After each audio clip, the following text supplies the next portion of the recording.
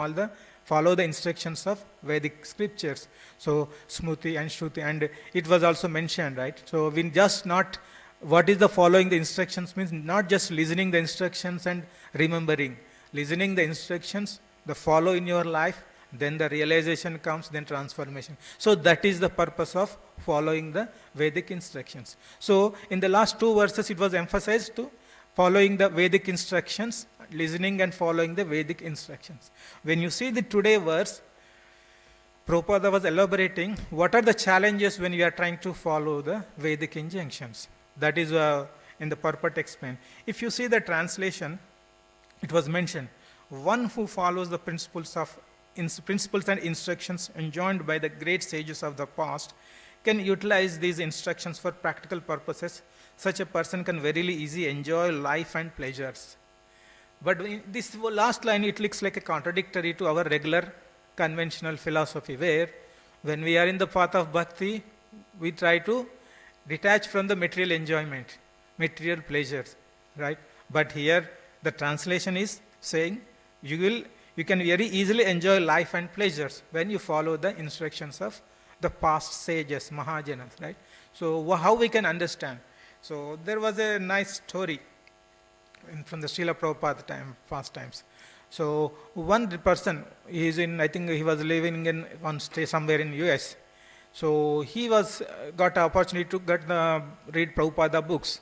So he started reading Bhagavad Gita, and then he will keep on ordering more and more books. He was undergoing through all that studying and practicing all the books. He became a devotee. So everything, he was gradually progressing in bhakti. And some time back, then some devotees informed that Srila Prabhupada is visiting Los Angeles. So then he is very close to Los Angeles. So they requested him to take the darshan of Srila Prabhupada.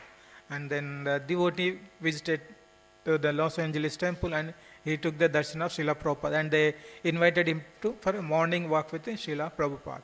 So the Srila Prabhupada was going with, and other devotees along with this new devotee also going for a morning walk.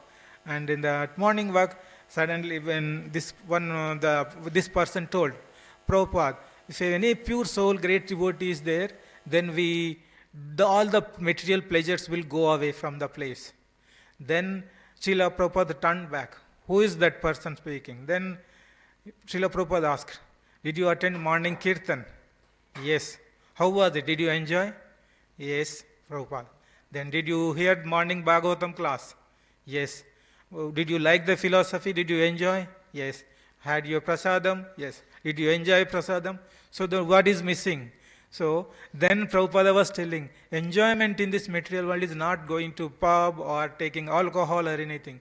Enjoying this is doing these activities prescribed by the great sages, the great saints, right? This is the material enjoyment. So this is the enjoyment the translation is referring here, right? When you follow the instructions from great sages and past saintly persons' instructions, such a person can very easily enjoy life and pleasures. That's what we can understand from Prabhupada's instructions. Not just enjoying material enjoyment, not that going to the different places and materialistic karmic places and enjoying. It is living in this material world, but following all the prescribed instructions, and that will give you the pleasure required to continue. And that is what the instructions. So that will help not only in this life, in your next life also it helps. So that is one thing. So it is important to follow the instructions of the great saintly persons. This is one example from Prabhupada. And one more material analogy we can take. Suppose if you are visiting Sydney first time, and you want to visit, since you are a devotee, you wanted to visit temple, Radha Gopinath temple. So if you don't take any help, you don't take any person living in the city, or you don't use GPS, or you don't use you don't go to any information center to find out the address, then all day you will be roaming, but you may not find the right address to reach the temple. But if you ask a person who is living in the city, then he can guide you, then you will be able to reach the temple easily, right? The same way, we have so many, as per from the previous verses we can see, we need to follow the Vedic instructions. Instructions prescribed in the Vedas, we have to follow. But the Vedas, it's a huge, so many sections, different sections are there in Vedas. Karma Kanda, Jnana Kanda, Bhakti, everything, so many instructions are there. So how we, like, example, another example I can, suppose if you are going like, into the shopping mall, like some Easter long weekend, some good deals are there, and you wanted to buy some shirt, and you went to the shopping mall. As soon as you entered into the shopping mall, you see so many attractive advertisements. Okay, some mobile phone is coming with a good cheaper price, or some other electronic gadget is coming for cheaper price. So all these things will be attracting. So you will decide, should I buy this one, should I buy that one? All things, your mind will be confused, right? But if you ultimately, gradually what will happen, you will forget your original goal for the purpose you came. Just you wanted to buy a shirt, but by seeing all attractive advertisements, what will happen? Your mind will disrupt. But unless someone tells you, hey guy, you came for buying the shirt, take the shirt and get out of the place. Don't waste your time, right? If someone has to guide you, then you will be able to take then you will recollect your goal and come. Same way, when you go to the Vedas, like if you see that when you are trying to read your Vedas on your own, you will see so many Karma Kanda section, you will see like, okay, if you perform this puja, this vrata, you will get this benefit. Or if you do some other puja, you will get. So all these things will give. Somewhere in the Bhakti section is there. By the time you reach that part, you will see so many different sections in between, and you will get completely deviated. So this is the place where the great sages, saints, who understand this, who practiced in their life, and then they are applying in their life. When they come and guide you, that this is the actual purpose of the Vedas, is to know Krishna, practice the Bhakti Yoga, ignore all other sections, just focus on this section. Someone guides you, then you will follow the instructions properly. So this is how important the following the footsteps of great acharyas, great sages. It's very, very important.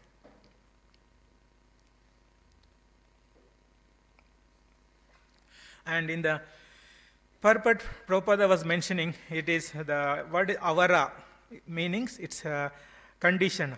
It is mentioned in the translation, inexperienced. The avara, Prabhupada in the purport, it was mentioned, inexperienced means, he's saying that every conditioned soul in this world is, in the person who is in the conditioned soul, means who is completely under the influence of material modes, it's like a avara, means inexperienced conditioned soul. So everyone is in this material world is conditioned soul. Now the Prabhupada in the purport is explaining, right? So currently the governments are the democratic government. People will choose their government, right? People will choose who has to become their president or the prime minister. But if you all are conditioned souls in this conditionally bound in this material world, how you will choose? You will select a leader as another conditioned soul, right? So all the conditioned souls, like materially inexperienced persons, and choosing another inexperienced person as a leader. So what will happen in our current society? That is what I explained. We could see that in many examples in all over the world, we could see one government will come, they will put some rules. And next, after 4 years, 5 years, another government, they will completely remove all the existing rules and they will put new rules. Finally, we could see that one government comes and support one war.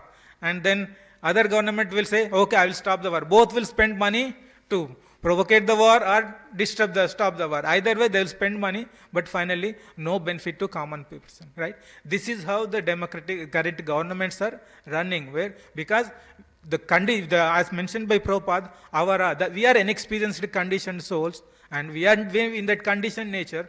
When we are trying to select the people, obviously, it will not be the correct. We will not be able to select in a right way. So that is one example from the Prabhupada. And it was also mentioned, it is mentioned in the Abodha Jnana. Abodha Jata. Ja means Janma, Jata. Abodha. Bodha means Buddhi. Abuddhi. So you don't have any intelligence. So that's what it means. Everyone is abodha jata, born fool and rascal. So such persons, when we are trying to choose the leaders, obviously they will be fools and rascals, right? So that is what the current situation. And so what will happen? Then these governments will take decisions whimsically without having proper thought or without thinking about people. What will happen after some time? The people may revolt. against the government. Such many we have seen many past in our history. Like so, we could see that in during the Srila Prabhupada's time, when Srila Prabhupada went to America, right? That time the hippie culture was predominant at that time. US means the what is the hippie culture? They don't follow the whatever customs, the traditional customs they have been following in at that time. They are completely against that. They didn't like the culture. It is completely not helping anyone. So after seeing the so many people suffering, and the hippie movement started.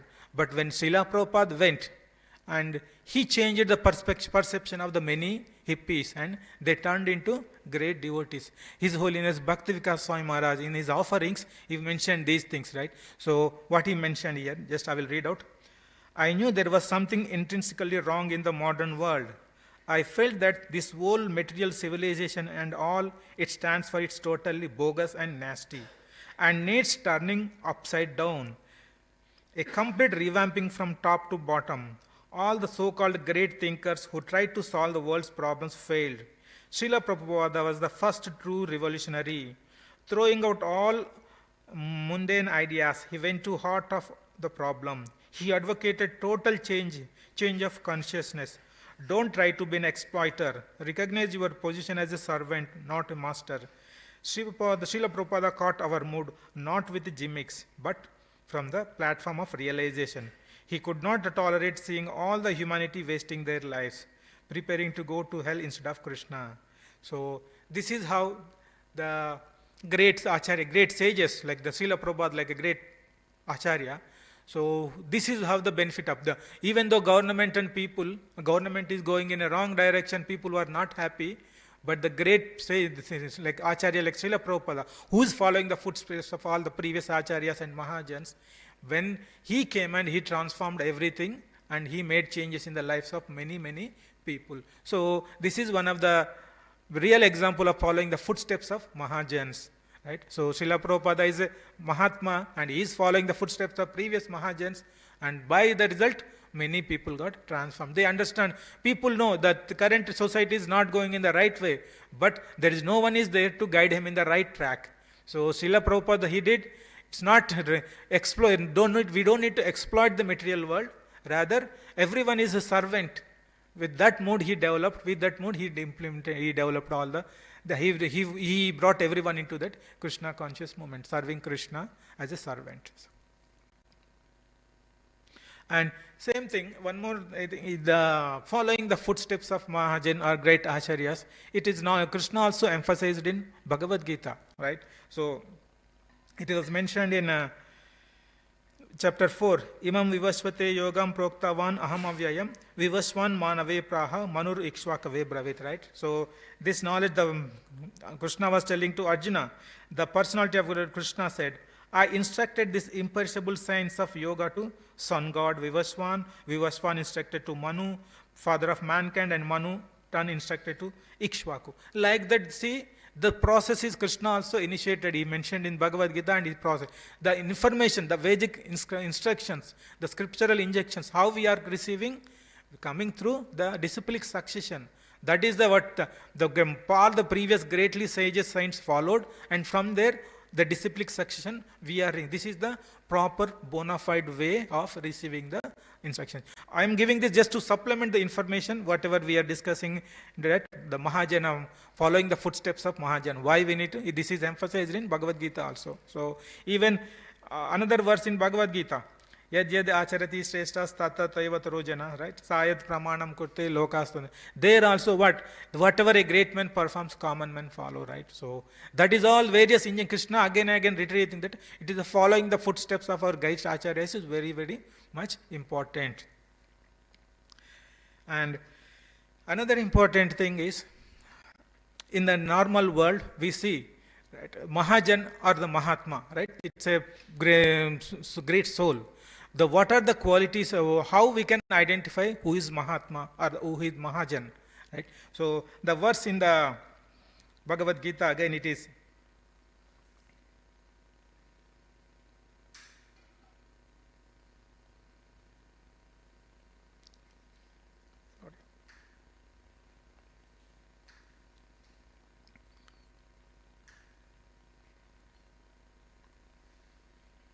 Mahatmasnastu Mampartha, Daivam Prakritimashrita, Bhajanti Ananya Manaso, Jnatma Bhutadi Mavyayam. So, this is what the verse in Bhagavad Gita, chapter 9, it is mentioning. So, who is Mahatma? That means Mahatma is as Mahajan, same. Those who are not deluded, the great souls are under the protection of divine nature. They are fully engaged in devotional service because they know me as a supreme personality of Godhead.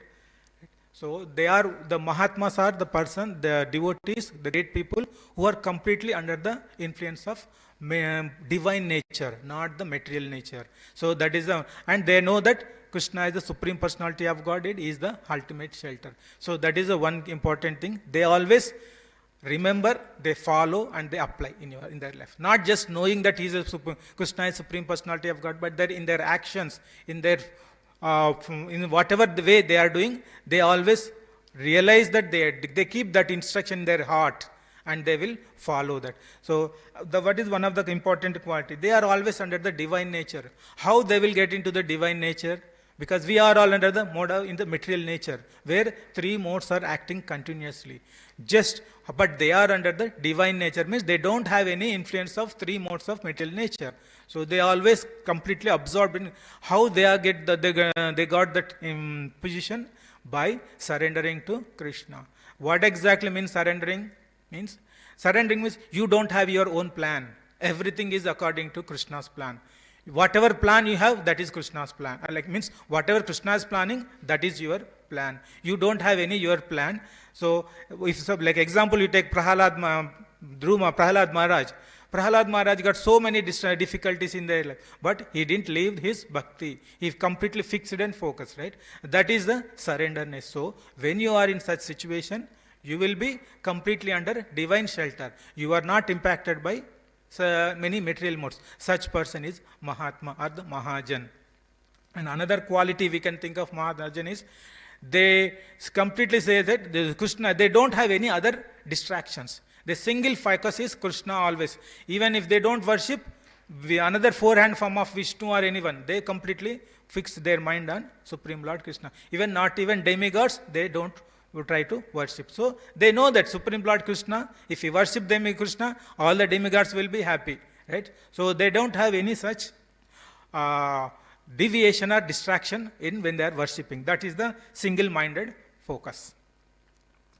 And one more important thing, because as we discussed previously, Vedas will have different sections, and when we are trying to read Vedas, it is very difficult to understand all the instructions. Right? So, but these great Mahajans, what they do, they realize these instructions they keep in their heart, they realize and they follow. So, that is another reason why we are trying to follow the footsteps of Mahajan. So, when we are trying to approach Mahajans and when we try to get Acharya saints, how we can get the instructions? By serving them, like Tadvidi Pranipatena, Pranipasnena Sevaya, Upadekshayantite Jnanam, Jnaninan Tattva Darshana. By rendering service to the great saints, Acharyas, that we will get the right instructions and then we can follow and we can apply. Now, these are all various things. And there is one more nice story is Grace Dina Bandhu Prabhu was telling to emphasize the importance of this Vedic instructions. How important Vedic instructions. This story, this is again well-known famous pastime of Krishna, we all know from there, but we can derive that message, one message. So when Krishna was in Vrindavan, he always used to steal butter from various other houses, gopis' houses. They used to go to other houses, steal butter. And then one day all the gopis came and complained Mother Yashoda. So Krishna is coming and stealing butter from our houses. Then Mother Yashoda is asking, no, our husband Nanda Maharaj is very king of all Vaishyas. We have 900,000 cows and we have so we have enough butter and milk. Why Krishna will steal butter and makhan from your house? Show me the evidence. Then these people told, okay, next time we will bring the Krishna when he is stealing butter from our house. Then all the elderly gopis, they made arrangements such that whenever they come, Krishna coming into the house, they will try to capture. The arrangements they made, they put bells. If the Krishna is coming through the back door, they put some bells to the door. Or if the window, they are putting some bells into the windows. And then pot, they were hanging the makan, the butter in the pot, and there also they so many bells. So Krishna, after the gopis, they made all these arrangements to capture Krishna, and then after some time, Krishna started try to steal butter from these houses. He's trying to go into the inside the house. He saw all the bells. Then he told the bells, "Don't make noise." So Krishna is telling. So the bells were they didn't make any noise. So Krishna entered inside the house, and then when he was coming through window, the door, the doors were not ringing the bells. Then he came inside the house, and he was trying to hold the pot, butter pot. The bells were there. Again, bells were not ringing. So slowly he lifted the butter. He kept on the floor pot. Bells were all silent. But now after that, he opened the pot. He started eating butter. Then all the bells started ringing. The Mother Yashoda, then all the gopis came and started trying to catch hold of Krishna. Then Krishna is asking, "I told you not to make the noise. Why did you bring why you are making ringing the bells? I told, right?" Then bells were telling, "Yes, you told not to make noise. But our Shastra is saying, when Gopal is honoring Bhoga, we have to make the..." So even the Krishna is telling not to make noise, but when the instructions are there, so they are making. So that is the significance of importance of in the injunctions. Even though if the Krishna says no also, we have to follow the instruction. That is the importance of the Vedic injunctions. That is what this story tells. So it is very important to follow the instructions of Krishna. But now, in our material condition, like we said, Prabhupada, avara, right? So we are conditioned. How we can identify the Mahatma or a Mahajan, right? Suppose if I am in a conditioned nature, I am a businessman, like I am doing big business. If someone gives some banks give me so much loan, then I realize that person is a great person. That is a Mahatma. From my perspective, business perspective, that person become a great Mahatma. And if you have a famous sports person, right, he is playing very nicely, then you call him as a god. Right? Some people will call some person as a god. So he's like we in our conditioned nature, everybody will apply their own definition to call particular person as a Mahatma. Okay, this person is Mahatma, or the other person, the sports famous person is Mahatma. Or if you are trying to do the yoga, and Patanjali, those who are very serious in yoga, they think Patanjali is a Mahatma, because he prescribed all the Patanjali Yoga Sutras, right? So the way different people under the different conditions, they think the person is a Mahatma or the Mahajan, right? So these are all condition, relative terms. Relatively they are utilizing, but actual who is Mahatma, who is Mahajan? Bhagavatam specifies the verse 6th canto, right? Swayambhu Narada Shambho Kumara Kapilo Manu Prahalada Janako Bhishma Balir Vayasikir Vayam. So these are the Mahajans. And in the verse, it is subsequently, the two verses, it is mentioned why they are Mahajans. They understand the Bhagavad Dharma. And what is that the significance of Dharma? It is mentioned, Guhyam, Vishuddham, Durbodham. This Bhagavad Dharma is Guhyam. It is confidential. And Vishuddham, not transcendental, not contaminated. And Durbodham, it is very difficult to understand. Right? It is a confidential, at least if we see from our perspective, it is confidential knowledge, we can't straight away understand, and it is very difficult to understand. So these are the two qualification make us that, okay, we are not eligible to practice directly from the Vedic. So ultimately, what is we have to do? The 412 Mahajans and the followers of those Mahajans, we need to follow them, right? So followers of the Mahajans, we need to follow them and take their injection, because it is very difficult from our material knowledge, material senses, it's difficult to understand, and it is very confidential matter. So we don't have any eligibility to read and practice on our own. The final ultimate aim is to practice their footsteps of the people who are following the great sages and Mahajans. So that is an important thing we have to understand. So people may give different definitions of Mahajans, but the authoritative scripture saying these are the Mahajans, and from these Mahajans with different and 4 bona fide sampradayas came, and then we are practicing those things, right? So that is how we should follow. Don't take any your own definition of Mahajan. And all the Mahajans having the same. There is no disagreement among the many Mahajans. Everyone thinks that Supreme Lord is Supreme Lord, Krishna is Supreme Lord, and we are his servants. There is no disagreement among any Mahajans that this principle. All Supreme Lord Krishna is Supreme Lord, and we are the servants. So that soul, we are eternally soul, and our nature is to serve Krishna.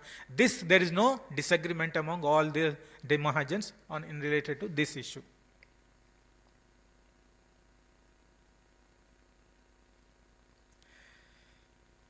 And the Mahajans, how they think themselves? They don't themselves claim it as I am a Mahajan, I am a great person. They always project themselves as a very low level. Like I think it was mentioned many scriptures, right? The great sages saying, I am like with materially no qualification is there, and they think like a very low level, right? Like I read in one of the scriptures, someone was saying, like I'm like a worm in the stool. That he was comparing himself like a worm in the stool. So that is how they project themselves. They don't claim it, I'm a Mahajan, you follow me, but they always keep themselves in the very low level. So we are also, if we are to become, we should not have a goal to become a Mahajan, but we should try to follow the footsteps of Mahajan.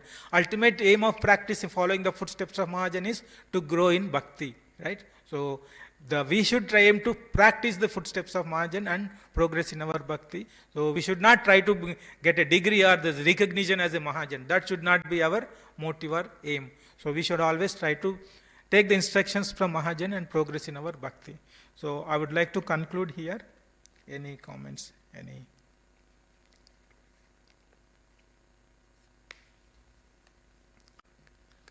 ग्रंथराज Shrimad Bhagavatam की जय, गौर भक्त वृंद की जय।